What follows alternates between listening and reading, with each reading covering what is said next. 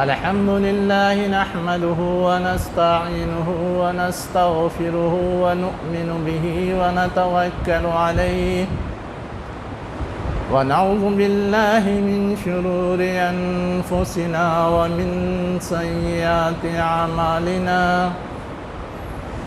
من يهده الله فلا مضل له ومن يضلله فلا هادي له ونشهد أن لا إله إلا الله وحده لا شريك له ونشهد أن محمدًا عبده ورسوله أما بعد فأعوذ بالله من الشيطان الرجيم بسم الله الرحمن الرحيم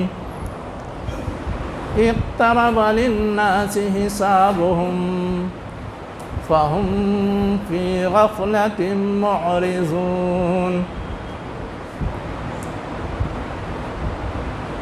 محترم بزرگوں اور عزیز ساتھیوں، میں نے ابھی آپ کے سامنے سورہ انبیاء کی پہلی اور دوسری آیت پڑھی ہے، جس کا ترجمہ ہے لوگوں کے لیے ان کے حساب کا وقت قریب آ لگا ہے، پھر بھی وہ غفلت میں ہیں اور منہ موڑے ہوئے ہیں۔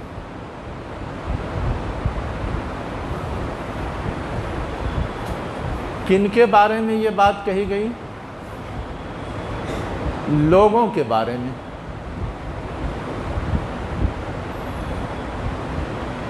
دنیا میں جتنے انسان پائے جاتے ہیں سب پر اللہ کا احسان ہے، طرح طرح کی نعمتیں اللہ تعالیٰ نے انہیں دی ہیں۔ ان نعمتوں کا صحیح استعمال کیا یا غلط استعمال کیا، یہ جائزہ لینا اس کا حق ہے۔ اسی جائزے کو حساب کہتے ہیں۔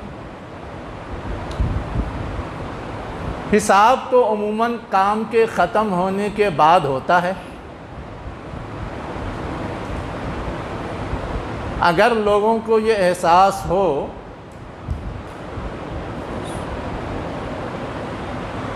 کہ حساب و کتاب چکانا ہے تو وہ بہت زیادہ چوکس اور بیدار رہتے ہیں، لیکن اگر یہ احساس ہو کہ حساب و کتاب نہیں چکانا ہے تو غافل رہتے ہیں۔ تو جو لوگ اللہ پہ ایمان نہیں رکھتے وہ تو یہ سمجھتے ہیں کہ دنیا عیش کر کے زندگی گزار کے چلے جانے کی جگہ ہے، کہیں حساب و کتاب نہیں دینا ہے۔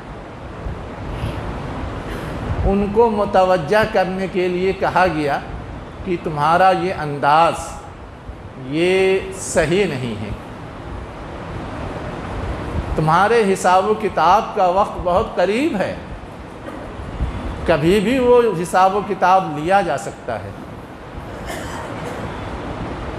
اس لیے تمہیں غفلت سے بیدار ہونا چاہیے اور صحیح حساب و کتاب کے ذریعے اپنے آپ کو کامیاب بنانے کی کوشش کرنی چاہیے۔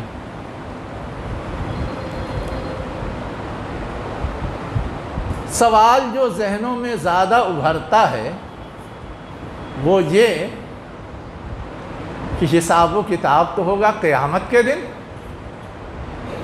اور یہاں کہا جا رہا ہے کہ دن قریب ہے۔ قرآن کب نازل ہوا تھا؟ 1400 سال ہو گئے۔ تو اتنا لمبا موقع، اتنا لمبا وقفہ ملا ہے، اس کا مطلب یہ ہے کہ یہ بات تو صادق نہیں آتی۔ اصلاً یہ سمجھنے کا پھیر ہے۔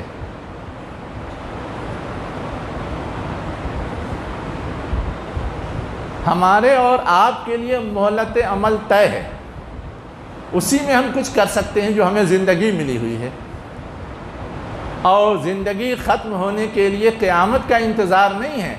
ہماری قیامت صغریٰ تو کبھی بھی آ سکتی ہے، قیامت صغریٰ کا مطلب ہوتا ہے موت، اگلے لمحے بھی آ سکتی ہے، اس سے زیادہ کون سی چیز قریب ہے؟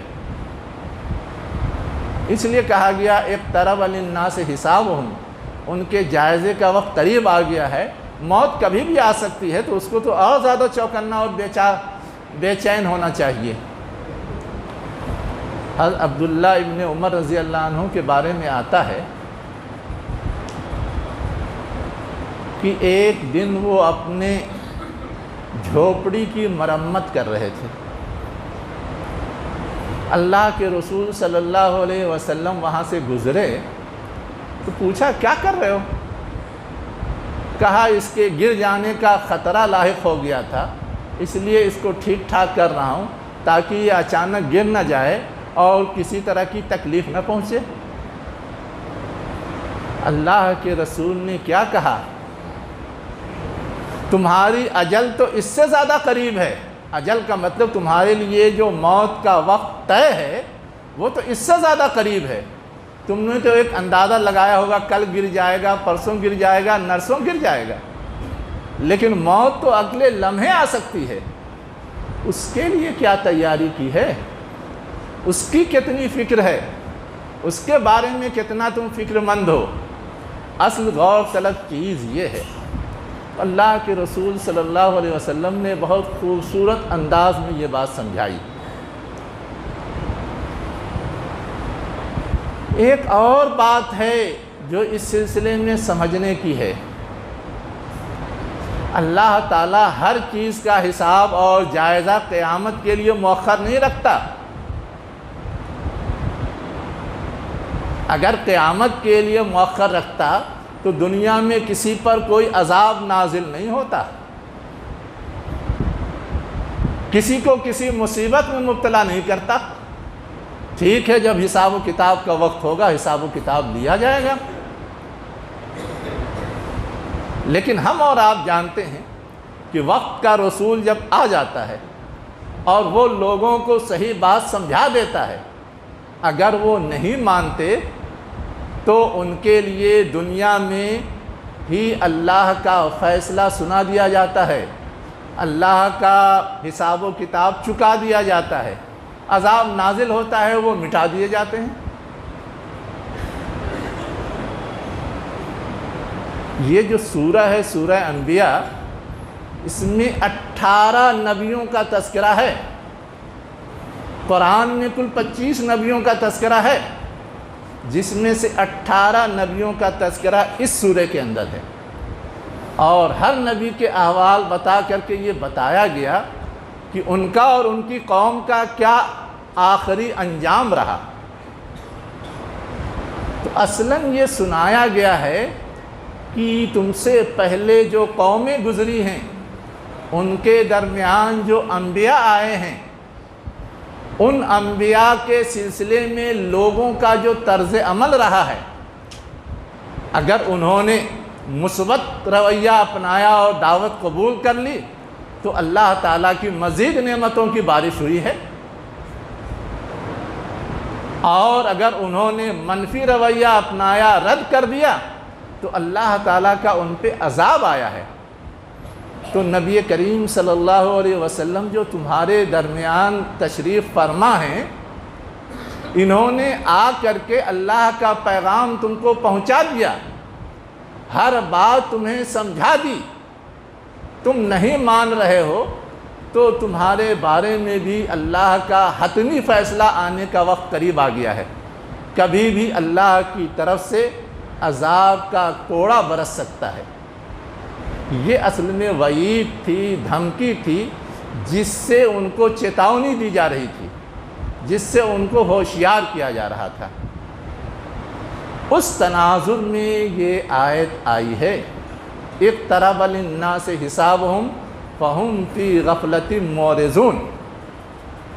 ان کے لیے ان کے حساب و کتاب کا وقت قریب آ لگا ہے، مہلت عمل ان کی اب ختم کی جا رہی، سوچنے سمجھنے اور غور کرنے کی۔ اب تو اللہ فیصلہ سنانے والا ہے، اور ان کا حال یہ ہے کہ یہ غافل ہیں، منہ موڑ ہیں۔ یہ جو اللہ تعالیٰ کا طریقہ ہے، اللہ تعالیٰ کا اصول ہے، کی افہام و تفہیم، فہمائش، رہنمائی کا سارا انتظام کرنے کے بعد اگر کوئی نہیں مانتا تو اس پہ اللہ کا کوڑا برستا ہے، اور مان جاتا ہے تو اللہ کے انعامات ہوتے ہیں۔ یہ اصول صرف پچھلے انبیاء اور ان کی امتوں کے لیے نہیں تھا، آپ صلی اللہ علیہ وسلم اور آپ کی امت کے لیے بھی ہے، اور ہم اور آپ کی امت سے تعلق رکھتے ہیں تو ہمارے اور آپ کے لیے بھی ہے کہ اگر ہم اس مشن کو، اس پیغام کو اپنائیں گے تو اللہ کا انعام ہم پر بھی ہوگا، اور اگر ہم اس سے غافل ہوں گے، اس سے منہ موڑیں گے، اس سے ہم اپنے آپ کو دور رکھیں گے، لاپرواہی برتیں گے، تو اللہ کا کوڑا ہم پہ اور آپ پہ بھی برس سکتا ہے۔ بعض لوگ کہتے ہیں کہ اس وقت دشمنان اسلام کی طرف سے جو مخالفت کی شدت ہے اور طرح طرح کی آزمائشیں آ رہی ہیں، یہ بھی اللہ کے کوڑے کی ایک شکل ہے۔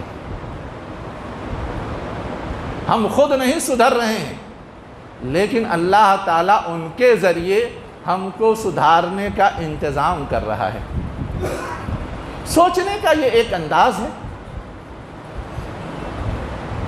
لیکن اس سے زیادہ غور طلب بات یہ ہے کہ کیا ہم اور آپ اللہ کی رضا، خوشنودی، بندگی کے سلسلے میں اتنے چوکس ہیں، اتنے بیدار ہیں کہ ہم مطمئن رہ سکیں کہ ہم پر اللہ کا عذاب نہیں آئے گا، ہماری اللہ کی طرف سے گرفت نہیں ہوگی، ہماری اللہ کی طرف سے پکڑ نہیں ہوگی، ہمیں اللہ کسی آزمائش میں نہیں ڈالے گا؟ کیا اتنا ہمیں اور آپ کو اپنے اعمال صالحہ کی بنیاد پر اطمینان ہے؟ ہم خود اپنے سینے پہ ہاتھ رکھ کر کے غور کریں، جواب کتنا مثبت ملے گا ہر ایک خود اپنے بارے میں طے کر سکتا ہے، لیکن کچھ چیزیں ایسی محسوس ہوتی ہیں کہ ہم لاپرواہ ہیں، ہمیں کوئی فکر نہیں ہے، حالانکہ ہم پہ طرح طرح کے خطرات منڈلا رہے ہیں، ایسے ایسے خطرات کہ ہمیں علم بھی نہیں، ہمیں علم بھی نہیں۔ آپ کہیں گے کہ کون سا خطرہ ایسا ہے جس کا ہم کو اور آپ کو علم نہیں ہے؟ کیا آپ کو معلوم ہے کہ آپ کی جاسوسی کی جا رہی ہے؟ آپ کے ایک ایک عمل اور ایک ایک حرکت کی ریکارڈنگ تیار کی جا رہی ہے، اور اس کی روشنی میں آپ کے بارے میں طرح طرح کے فیصلے ہوں گے؟ نہیں معلوم ہمیں۔ ہماری گورنمنٹ نے جتنے اسمارٹ فون بنانے والی کمپنیاں ہیں یا باہر سے سپلائی دینے والی کمپنیاں ہیں، ان کو 28 نومبر کو ایک نوٹس جاری کی اور کہا کہ اس میں سنچار ساتھی نامی ایپ انسٹال کر کے ہی اسے بیچا جا سکتا ہے، اور یہ ایپ ایسا ہوگا کہ اس کو نکالا نہیں جا سکتا، اور اس کو غیر فعال بھی نہیں بنایا جا سکتا۔ غیر فعال کا مطلب یہ کہ وہ اپنا کام کرنا بند کر دے۔ اور اس ایپ میں ہوگا کیا؟ آپ اپنے موبائل میں جتنی اپنی معلومات رکھتے ہیں، جتنے ریکارڈ رکھتے ہیں، جتنے راز رکھتے ہیں، جتنے دستاویزات رکھتے ہیں، جتنے لین دین کرتے ہیں، آپ کی ایک ایک حرکت کی ریکارڈنگ تیار ہوگی۔ ہمیں اور آپ کو اندازہ ہے، معلوم ہے؟ یہ نوٹس بھی خفیہ طور پہ جاری کی گئی صرف اس کمپنیوں کو، اور اس کا راز بھی یہاں کی کسی میڈیا سینٹر نے نہیں ظاہر کیا، بین الاقوامی ایک میڈیا ہے ریوٹر جس نے اس کو پبلک میں عام کیا ہے۔ اب اس پہ ہنگامہ ہوا تو جو وزیر مواصلات ہیں انہوں نے کہا کہ یہ چیز اختیاری ہوگی، کوئی چاہے تو اس کو لوڈ کرے کرائے، نہ چاہے تو نہ کرے کرائے، لیکن نوٹس میں جو الفاظ ہیں وہ کمپلسری کے ہیں۔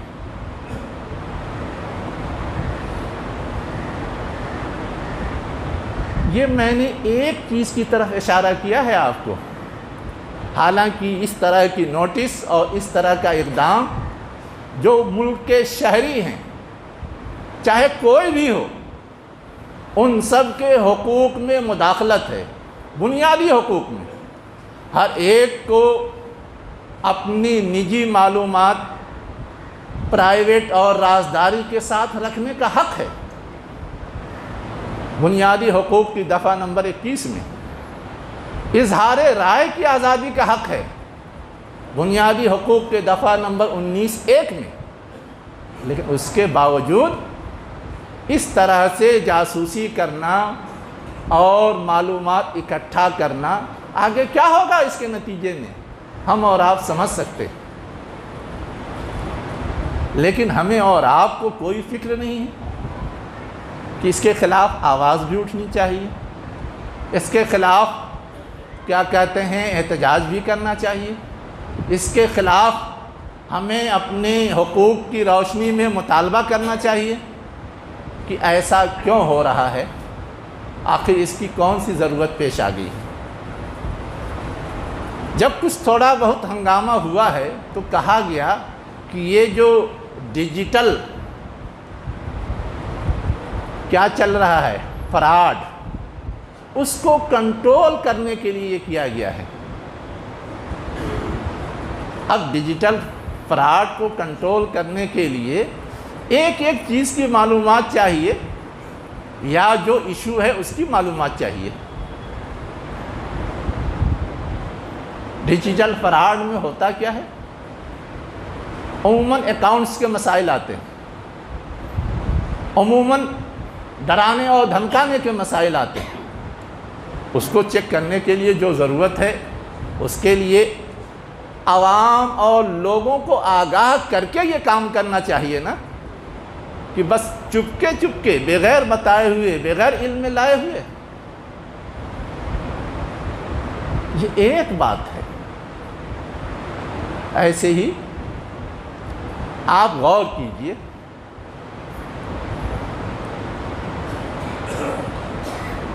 ہمارے ملک میں SIR چل رہا ہے،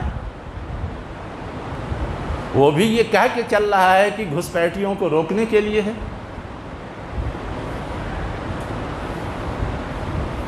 لیکن خود حکومت نے جو دستاویزات بنا کے دیے ہیں پروف کے طور پہ، ان کو تسلیم کرنے کے لیے تیار نہیں ہے۔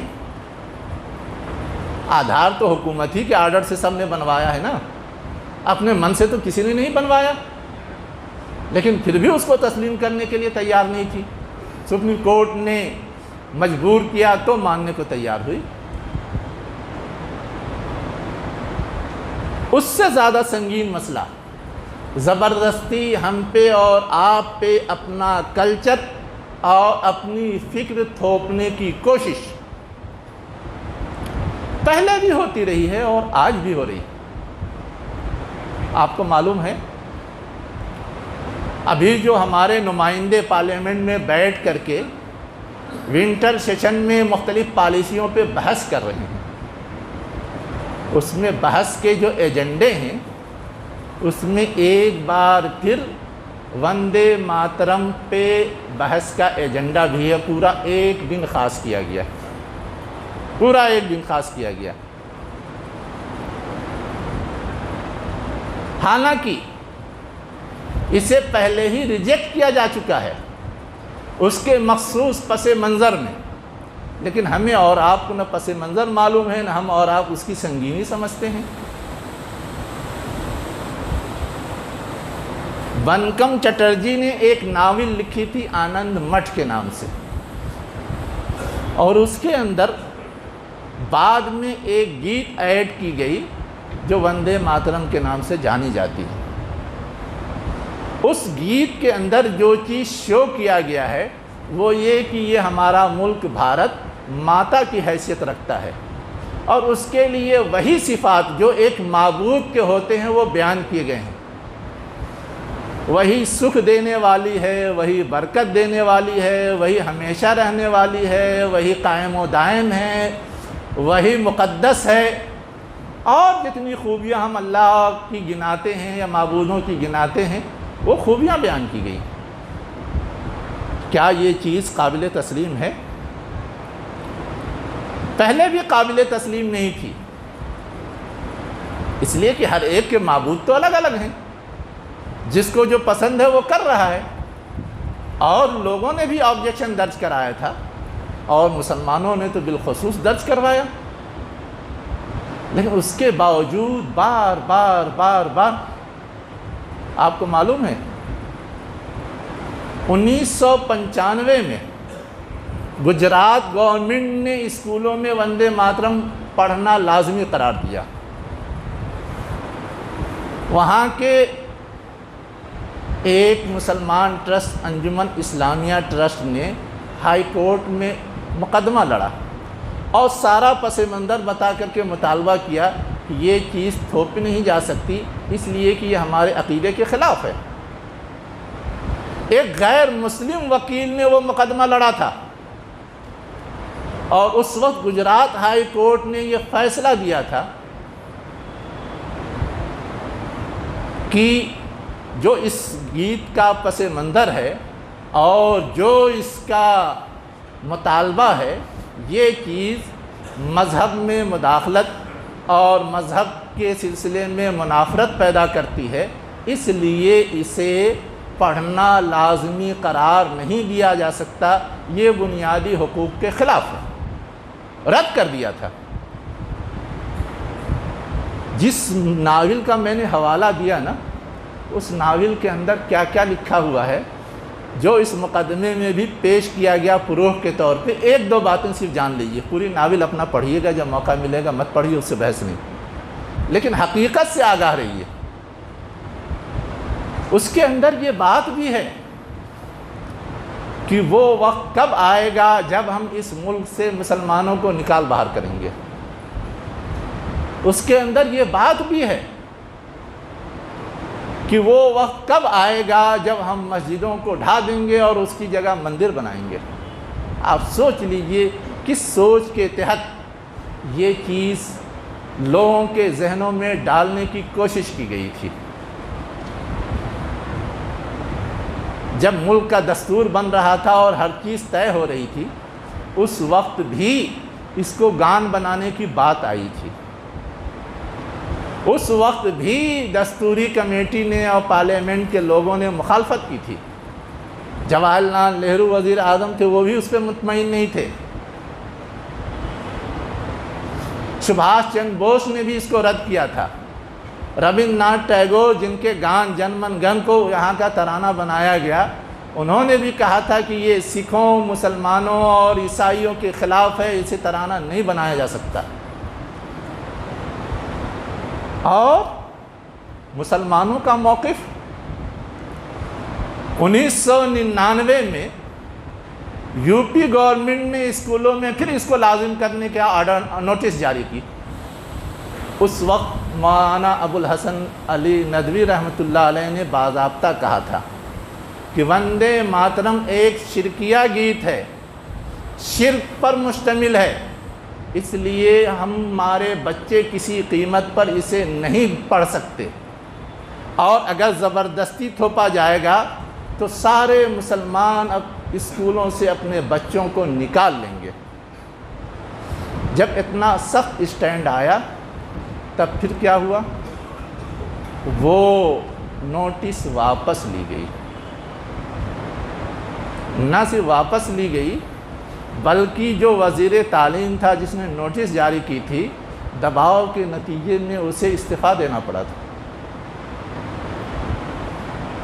میں نے یہ بات آپ کے سامنے اس لیے رکھی ہے کہ ہم اور آپ یہ سمجھ سکیں یہ صرف ماں علی میاں کی رائے نہیں تھی، دارالعلوم دیوبند کا بھی فتویٰ ہے، بریلویوں کا بھی فتویٰ ہے، شیعوں کا بھی فتویٰ ہے، سب کا فتویٰ ہے کہ یہ گیت شرکیہ ہے، یہ کسی قیمت پہ قابل قبول نہیں ہو سکتا، سب کا فتویٰ ہے، سارے فتاوے موجود ہیں۔ میں تو صرف آپ کے اطمینان کے لیے حوالہ دے رہا ہوں کہ آپ سمجھ سکیں، اس کے باوجود اس کو باضابطہ ایجنڈا بنا کر کے موضوع بحث بنایا جا رہا ہے۔ چاہت کیا ہے، ارادہ کیا ہے؟ کہ ہمیں اور آپ کو قانون بنا کر کے مجبور کیا جائے کہ ہم اور آپ مجبوراً اسے قبول کریں، مجبوراً اسے قبول کریں، کوئی چارہ کار نہ رہ جائے کہ اب قانون بن گیا ہے تب تو سب کو ماننا ہی ماننا ہے۔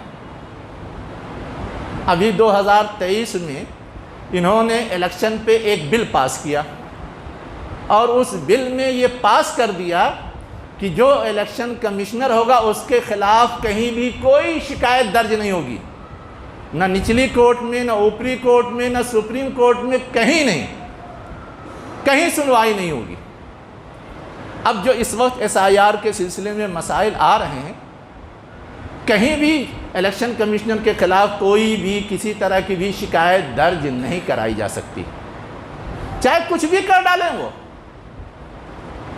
تو ایسے ہی قانون بنا کر کے مجبور کیا جاتا ہے کہ جو اس کا فیصلہ ہے وہ مانا جائے۔ آپ تصور کر سکتے ہیں، میں دور کی بات آپ کو نہیں بتاتا، میں جس علاقے سے تعلق رکھتا ہوں، ہمارے ایک شناشہ ہیں، ان کے باپ گورنمنٹ امپلائی تھے، ان کے 3 بھائی ہیں، تینوں گورنمنٹ امپلائی ہیں، اس کے باوجود جو ابھی SIR ہوئی تو اس میں ان کے باپ کو شو کر دیا گیا کہ یہ نیپالی، پریشان۔ اب انہیں جا کر کے پھر باپ کے کاغذات بھی شو کرنے پڑے اور اپنے کاغذات بھی شو کرنے پڑے، تب جا کر کے ان کا نام درست ہوا۔ یہ پبلک کو تو حیران کرنا ہے نا، آخر جس BLO نے کیا تھا اس نے کس وجہ سے کیا تھا؟ اس کو اتنی معلومات نہیں مل سکتی تھی گاؤں سے، آبادی سے، یا گورنمنٹ کے کاغذات سے؟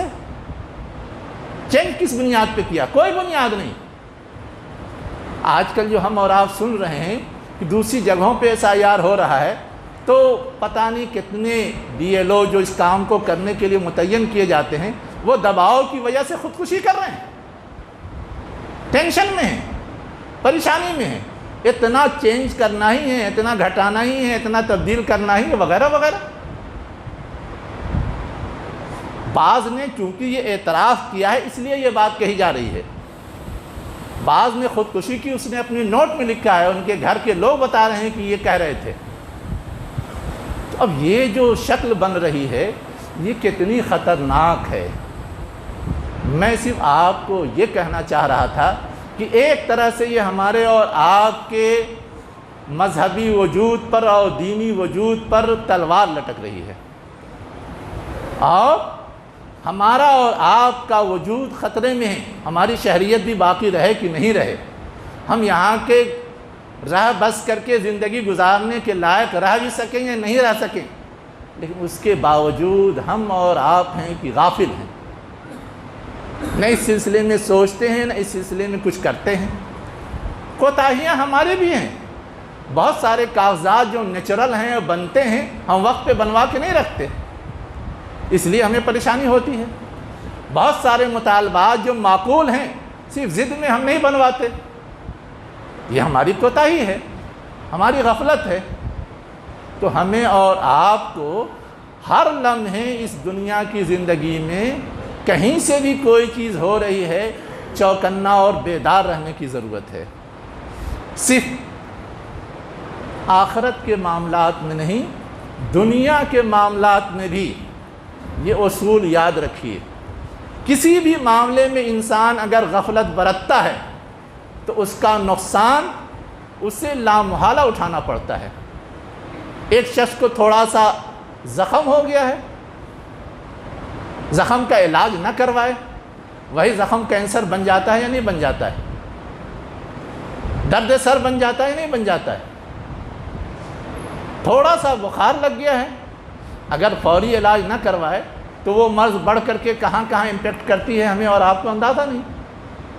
تو ہم اور آپ یہ سمجھنے کی کوشش کریں کہ غفلت انسانی کمزوری ہے، اور اس انسانی کمزوری کی وجہ سے شرمندگی بھی ہوتی ہے، نقصان بھی ہوتا ہے، اور اس سے زیادہ آپس کے جھگڑے بھی پیدا ہوتے ہیں۔ آپس کے جھگڑے، ہم اور آپ سماج اور معاشرے میں اور گھر میں رہتے ہیں نا، ہم اگر بیوی کا حق ادا نہ کریں، غفلت برتیں، تو بیوی شکایت کرے گی اور جھگڑا کرے گی یا نہیں کرے گی؟ ہم اگر رشتہ داروں کے حقوق نہ کریں اور ادا نہ کریں، اپنے دوستوں سے رابطہ بند کر دیں، ان کو شکایت ہوگی کہ نہیں ہوگی؟ وہ بھی رابطہ بند کر دیں گے، ہم پھر نکو ہو جائیں گے، سماجی زندگی گزار ہی نہیں سکتے۔ تو لاپرواہی اور غفلت ہماری کمزوری ہے، لیکن اس پہ کنٹرول حاصل کرنا ضروری ہے، اس کے بارے میں حساس اور بیدار چوکنا رہنا ضروری ہے، ورنہ شرمندگی بھی ہوگی، نقصان بھی ہوگا، خسارہ بھی ہوگا، اور اللہ کے ہاں جو گرفت ہوگی وہ ہوگی ہی۔ تو یہ چیز کسے حاصل ہو سکتی ہے؟ جو ہمیشہ یہ سمجھتا ہو کہ مجھے جو موقع ملا ہوا ہے، مجھے جو مہلت ملی ہوئی ہے، مجھے جو چانس ملا ہوا ہے، یہ کب ختم ہو جائے گا نہیں معلوم، کب ختم ہو جائے گا نہیں معلوم۔ اس لیے جلد سے جلد جس قدر ممکن ہو اپنا کام انجام دے لینا چاہیے۔ یہ احساس ہوگا تو ہم اور آپ اس سلسلے میں بیدار اور چوکس ہو سکتے ہیں۔ اسی لیے کہا گیا اذکروا ہادم اللذات الموت، دنیا کی کششوں کو توڑنے والی چیز جو موت ہے نا، اس موت کو یاد رکھو کہ وہ تو اچانک آ سکتی ہے، اس لیے اس سے پہلے جو کام نپٹانا ہے نپٹا لیں، تو ہم اور آپ عافیت میں رہ سکتے ہیں۔ اللہ مجھے بھی اس کی توفیق دے، آپ کو بھی اس کی توفیق دے۔ اقول قولی ھذا واستغفر اللہ لی ولکم اجمعین برحمتک یا ارحم الراحمین۔